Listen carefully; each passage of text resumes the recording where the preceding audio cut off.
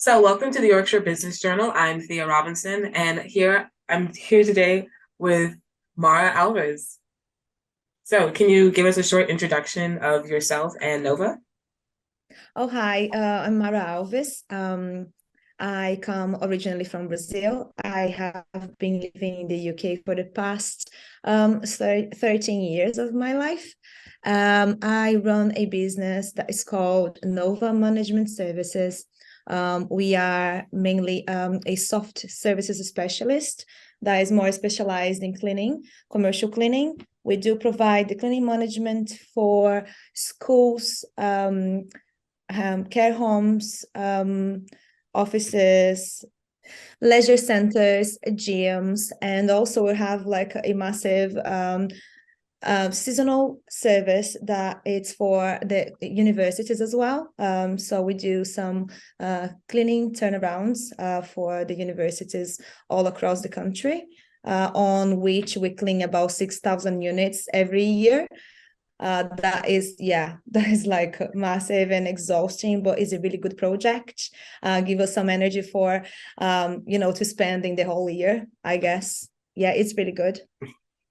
So, 6,000 units was that the right number? Oh my Yeah, God. it's about that. Yeah. So it just goes from July, end of June, to be honest, until September.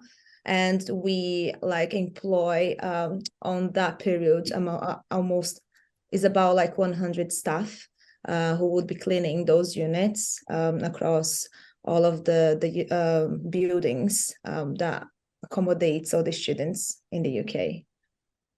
Okay, so you talked about the 100 staff members that participate in that, but could you give me a little bit more detail about your workforce? So, tell me a little bit about the administrative staff. We have 50 staff in our workforce. Those staff have been working all year round. So they are the ones who provide services for all the clients that we do, like from January until December. So, and then from June to September, we do have additional staff who would be working on those projects for the universities. We start recruiting them in March, which is upcoming now. Recruitment is about to start happening. And then we do select those amazing people who would be helping us to deliver those projects in summer. So they do work just for 3 months on that particular project. Yes. Okay, So we go from so 50 staff to 150 for those 3 months. okay, so that's a lot of people. It's a lot of hands on the ground. I wonder how you would go about recruiting those people, and do you train them?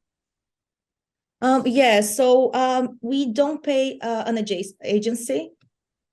Yes, we don't pay an agency to recruit. We do recruitment mainly through social media, so Facebook, Instagram. So we do like the working there. We do add the work to the social media and promote them. And also we have the staff coming every year, the same kind of staff who are coming and then they're spreading the word as well. We do approach communities as well. Of like foreigner communities as well to help out with the recruitment. So we have loads of backgrounds working throughout that period. So it's like Portuguese communities, Polonese communities, Italian, Spanish, all kinds, as well as the British as well.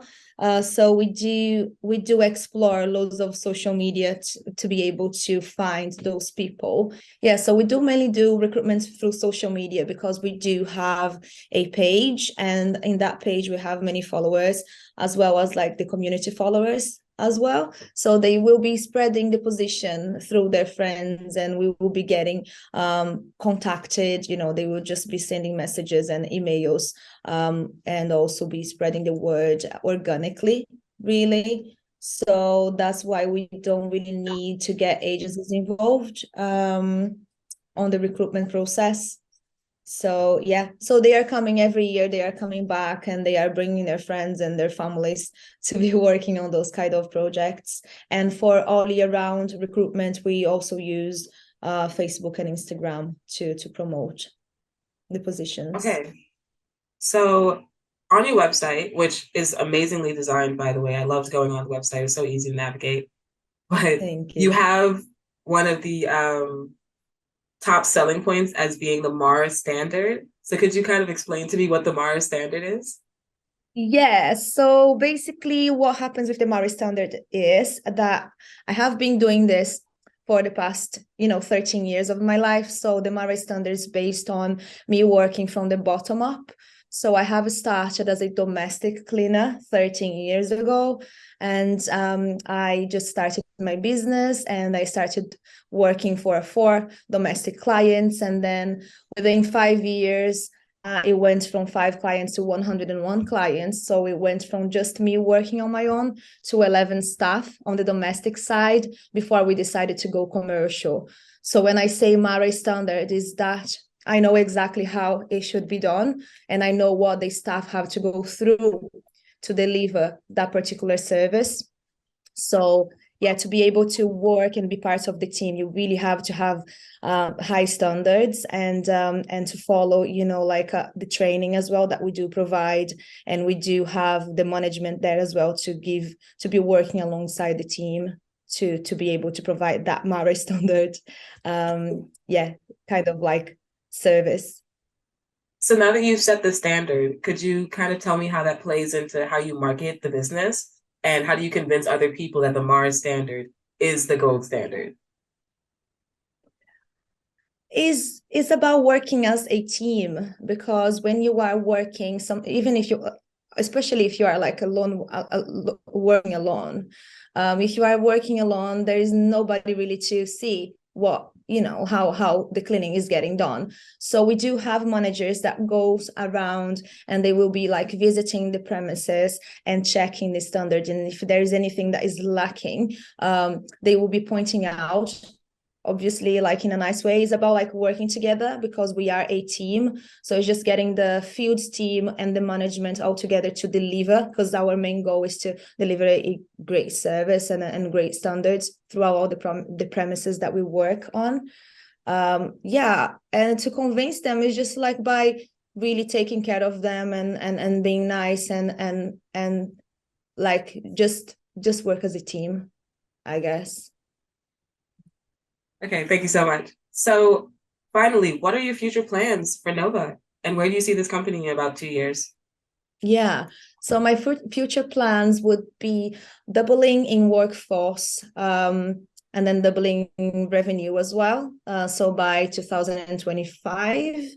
And my main goal here is really to decommoditize cleaning services, and decommoditize why like people should be subcontracting the cleaning management. I think is really important that this is done instead of being done in-house. And the reason why, it's because if you have like a business, your manager has so many tasks to do, so many things to do. They have to be focusing on their sales and on their own management, on their own staff, and having to deal with the cleaning management as well is a burden.